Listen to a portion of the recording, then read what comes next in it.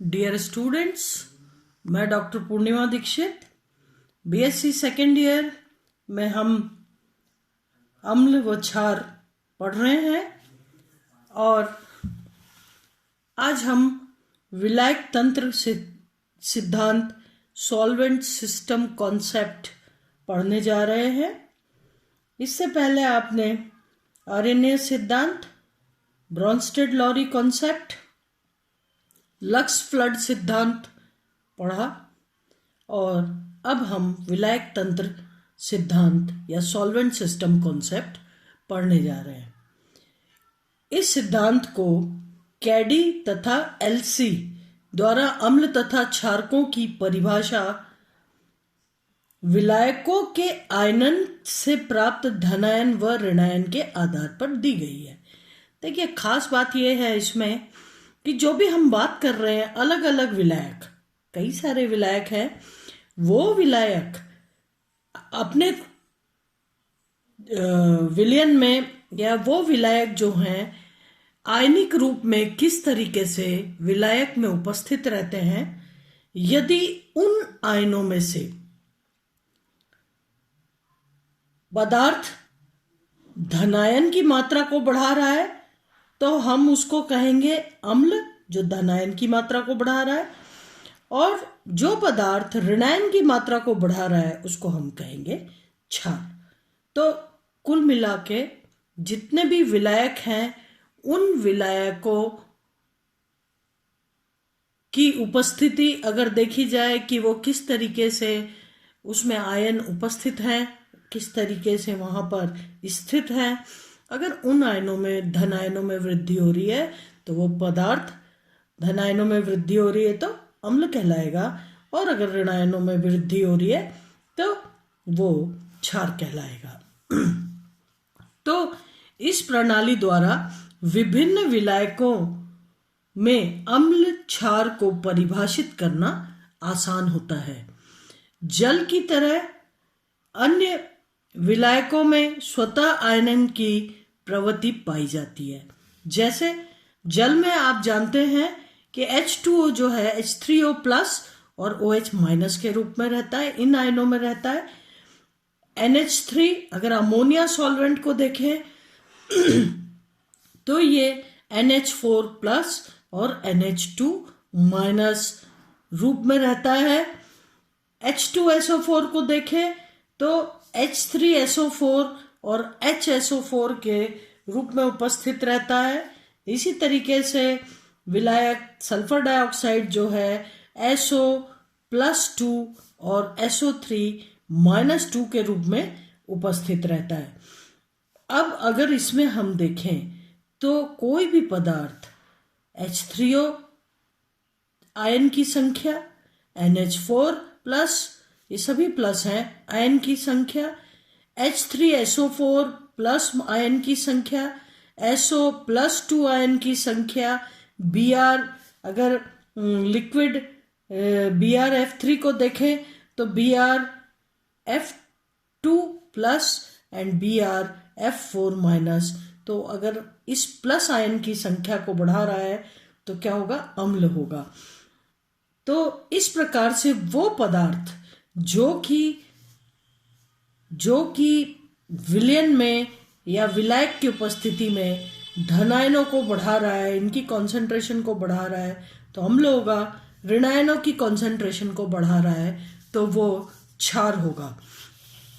इस तरीके से यदि देखा जाए तो विलायक तंत्र परिभाषा के अनुसार अम्ल वे पदार्थ हैं जो विलायक के स्व आयनन से प्राप्त, देखिए खास बात यह है, हम जो भी विलायकों की बात कर रहे हैं उनके स्व आयनन से अगर प्लस आयन बढ़ रहे हैं तो अम्ल कहलाएगा, माइनस आयन बढ़ रहे हैं तो क्षार कहलाएगा। तो विलायक तंत्र परिभाषा के अनुसार अम्ल वे पदार्थ हैं जो विलायक के स्व आयनन से प्राप्त धनायनों की सांद्रता बढ़ाते हैं, यानी H3O की कॉन्सेंट्रेशन NH4 प्लस की H3SO4 की कॉन्सेंट्रेशन SO+2 की कॉन्सेंट्रेशन BrF2 प्लस की कॉन्सेंट्रेशन या NO प्लस की कॉन्सेंट्रेशन को बढ़ा रहा है तो वो क्या कहलाएंगे, वो अम्ल कहलाएंगे। ठीक है, तो जो विलायक के स्व आयनन से प्राप्त धन आयन, ये विलायक है, इसके स्व आयनन से ये आयन्स प्राप्त होते हैं। अगर धन आयन की कॉन्सेंट्रेशन बढ़ रही है तो वो पदार्थ अम्लीय होगा। तो स्व आयनन से प्राप्त धनायनों की सांद्रता बढ़ाते हैं तथा क्षार वे पदार्थ हैं जो विलायक से प्राप्त ऋण आयनों की सांद्रता बढ़ाते हैं। आप जानते हैं कि जो ऋण आयनों की सांद्रता बढ़ा रहे हैं वो हो गए क्षार। अगर द्रव अमोनिया NH4 तथा NH2 इन दोनों में बटा होता है, यहाँ पर आपने देखा द्रव अमोनिया जो NH3 है NH4 प्लस आयन और NH2 माइनस आयन देता है। तो द्रव अमोनिया NH4 प्लस तथा NH2 माइनस आयनों में विभाजित होता है। अतः द्रव अमोनिया में सभी अमोनियम लवण अम्ल तथा सभी एमाइड क्षारक होंगे। ठीक है, जैसे NH4Cl बटेगा NH4 plus Cl minus, यानी NH4 प्लस की कॉन्सेंट्रेशन बढ़ रही है। प्लस की कॉन्सेंट्रेशन बढ़ रही है तो ये क्या है, अम्ल की तरह बिहेव करेगा। तो NH4Cl, NH4NO3 आदि अम्ल हैं क्योंकि इनके विभाजन से NH4 प्लस की कॉन्सेंट्रेशन बढ़ रही है, जबकि NH2 के NH2 क्षारक होंगे क्योंकि ये बटेंगे Na प्लस और NH2 माइनस में, तो NH2 माइनस की कॉन्सेंट्रेशन को बढ़ाएंगे और इसलिए ये क्षारक होंगे।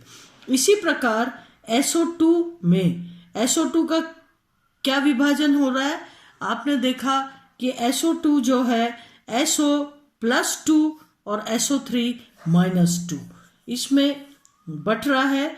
तो SO2 जो है SO+2 और SO3 माइनस में विभाजित हो रहा है। तो इसी प्रकार SO2 में SOCl2 क्या करेगा, SO प्लस देगा। SO2 प्लस अगर दे रहा है और SO2 प्लस की सांद्रता बढ़ रही है यानी अम्ल की सांद्रता बढ़ रही है और ये क्या होगा, अम्ल होगा। तो SO2 में SOCl2 अम्ल होगा क्योंकि ये SO2 प्लस आयन देगा तथा सभी सल्फाइड Na2SO3 क्षारक होंगे क्योंकि ये जो हैं ये सल्फाइड आयन SO+2 और SO3 माइनस। तो जो भी सल्फाइड होगा वो इस तरीके से बढ़ जाएगा और SO3 माइनस की कॉन्सेंट्रेशन को बढ़ाएगा, इसलिए ये क्या होगा, क्षारक होगा। यदि विलायक को AB से प्रदर्शित किया जाए जिससे A+ धनायन तथा B- ऋण आयन प्राप्त होते हैं, जल की भांति विलायक का आयनिक गुणनफल, जल में आपको याद है K आपने किया था KH+ और OH- तो ये KAB है ना, आपने वहां भी PKB वो पढ़ा था। तो यहाँ गुणनफल, आयनिक गुणनफल विलायक का कितना हो जाएगा, KAB, A की कॉन्सेंट्रेशन इंटू B की कॉन्सेंट्रेशन, ये जो है गुणनफल हो जाएगा KAB = A+ into concentration of A+ into concentration of B- होगा। विलायक के आयनीकरण से विपरीत दिशा उदासीनीकरण अभिक्रिया होती है। आप जानते हैं H2O H+ और OH- में बढ़ता है आयनीकरण अभिक्रिया और विपरीत दिशा में चलता है तो उदासीनीकरण अभिक्रिया। उसी क्रम में विलायक के आयनीकरण से विपरीत दिशा उदासीनीकरण अभिक्रिया होती है, अर्थात धनायन यानी अम्ल तथा ऋणायन क्षारक की अभिक्रिया से विलायक का निर्माण उदासीनीकरण अभिक्रिया कहलाती है। सीधी सीधी आप देखिए तो NH3 का जो आयनाइजेशन होता है NH4+ और NH2- में होता है। तो इसी तरीके से NH4Cl और NaNH2 यानी दो पदार्थ लिए हैं जो आप पढ़ते हैं जल के केस में कि अम्ल और क्षार मिलके लवण और जल बनाते हैं। आप देखिए वही स्थिति यहाँ पर है। ये जो है NH4 प्लस की कॉन्सेंट्रेशन बढ़ाता है, इसलिए ये क्या है, एक अम्ल है। जबकि NaNO2 NH2 की कंसंट्रेशन बढ़ा रहा है, NH2 माइनस की कंसंट्रेशन बढ़ा रहा है, इसलिए ये क्षार है। तो अम्ल क्षार की अभिक्रिया से लवण और जल, हम जल के केस में जल कह रहे हैं, यहाँ पर अमोनिया लिक्विड है, जो विलायक है वो अमोनिया है, तो अमोनिया बन रहे हैं, यानी जो विलायक के अणु बन रहे हैं साथ ही सॉल्ट बन रहा है या लवण बन रहे हैं, इसीलिए हम इसको उदासीनीकरण अभिक्रिया कहते हैं। इसी तरीके से SOCl2 के केस में SO2 प्लस की कॉन्सेंट्रेशन बढ़ा रहा है, इसलिए ये अम्ल हो गया। ये SO3 माइनस की कॉन्सेंट्रेशन बढ़ा रहा है, इसलिए ये क्षार हो गया। इन दोनों के मिलने से सोडियम और क्लोराइड आपस में मिलकर सोडियम क्लोराइड यानी लवण बना रहे हैं, प्लस विलायक का अणु SO2 बन रहा है, इसलिए ये उदासीनीकरण अभिक्रिया कहलाएगी। इसमें उदाहरण HCl और KOH दिया हुआ है, KCl बन गया यानी लवण और H2O यानी जल बन गया। और इस तरीके से इस अभिक्रिया को उदासीनीकरण अभिक्रिया कह रहे हैं। यह सिद्धांत अम्ल क्षार अभिक्रियाओं में विलायक के महत्व को समझाता है। यही एक ऐसा सिद्धांत है जहां विलायक की बात आती है, न सिर्फ जल बल्कि अजलीय विलायकों की भी किस प्रकार से आयनन होता है और उनमें कौन सा पदार्थ अम्लीय और कौन सा पदार्थ क्षारीय कहलाएगा। तो यह सिद्धांत अम्ल क्षार अभिक्रियाओं में विलायक के महत्व को समझाता है। इसके अनुसार विलायक के संदर्भ में ही किसी यौगिक को अम्ल या क्षार में वर्गीकृत किया जा सकता है। ठीक है, यही चीज आप पढ़ते आ रहे हैं कि किस तरीके से जो भी बात हम कह रहे हैं वो विलायक से संबंधित है। आपने कहा NH4Cl जो है जब विभाजित होगा तो NH4 प्लस और Cl माइनस देगा, यानी NH4 प्लस की कंसंट्रेशन को बढ़ा रहा है, यानी वो अम्ल होगा। ठीक है ना। तो इसके अनुसार विलायक के संदर्भ में ही किसी यौगिक को अम्ल या क्षार में वर्गीकृत किया जाता है। अब यहाँ पर HNO3 जल में एक प्रबल अम्ल है क्योंकि H प्लस आयन देता है, ठीक है ना, जबकि विलायक H2SO4 में HNO3 क्षार की तरह व्यवहार करता है।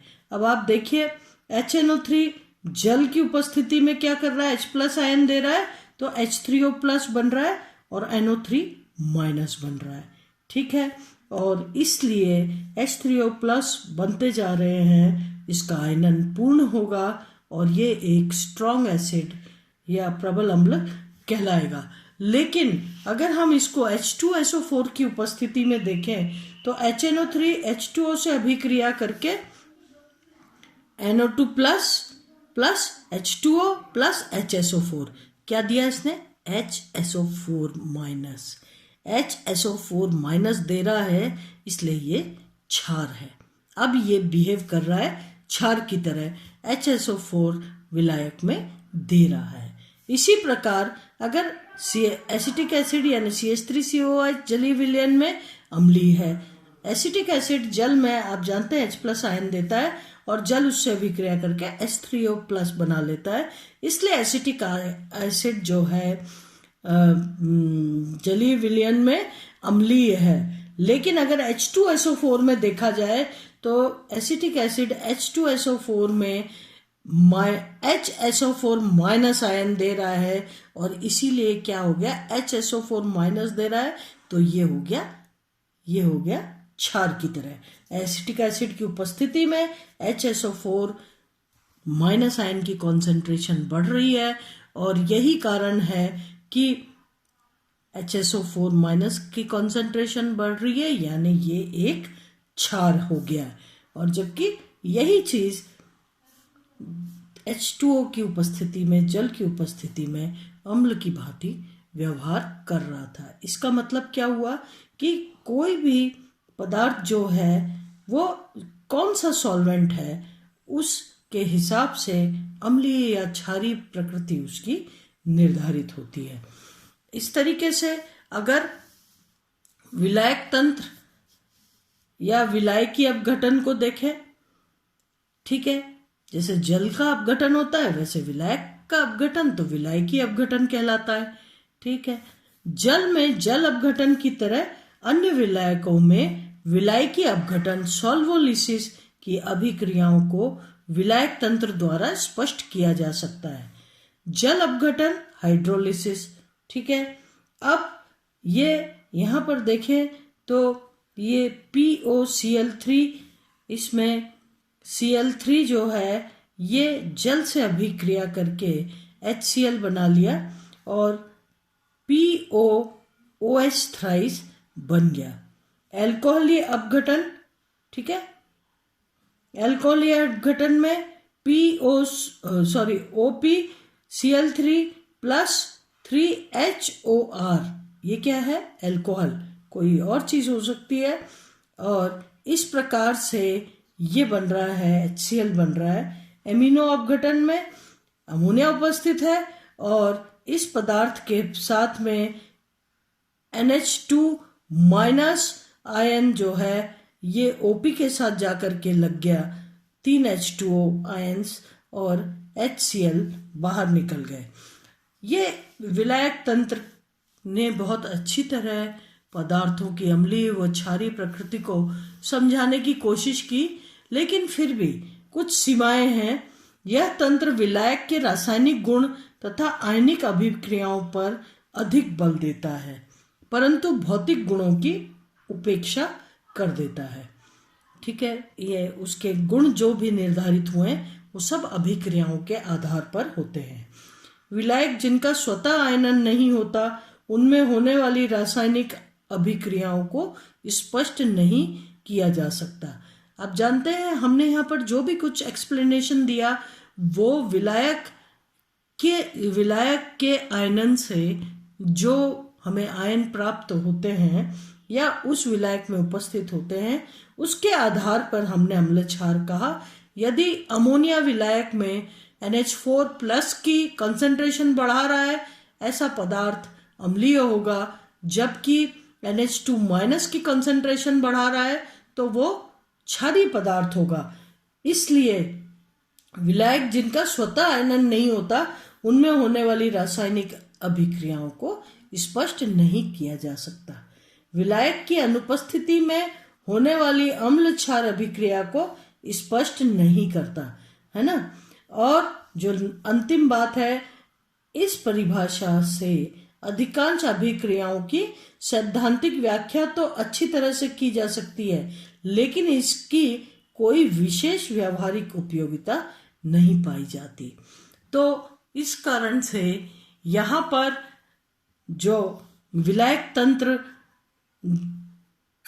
के आधार पर जो अम्ल क्षार अभिक्रिया को प्रस्तुत किया उसे इसलिए ज़्यादा व्यावहारिक नहीं माना, क्योंकि हर जगह पूरी अभिक्रियाओं का अध्ययन करने के पश्चात ही कोई निर्णय पे पहुंच सकते हैं, और जहां पर अभिक्रिया नहीं हो रही है उसे समझाया नहीं जा सकता है। और इसके पश्चात जो है लुईस सिद्धांत आया, जो आपके व्यवहारिक बातों में अक्सर लुईस सिद्धांत की आप बात करते हैं। जब भी कोई अभिक्रिया होती है तो हम कहते हैं ये लुईस एसिड है, ये लुईस बेस है।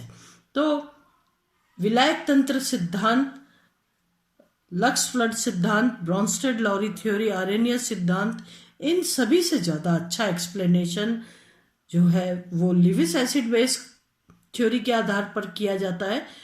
तो अगले लेक्चर में जो है हम लुईस एसिड और बेस के बारे में पढ़ेंगे, ताकि आज वर्तमान में किस प्रकार से अम्ल और क्षार को परिभाषित किया जाता है, वहाँ पर इस चीज़ को हम पढ़ेंगे। तो आज के लिए इतना ही।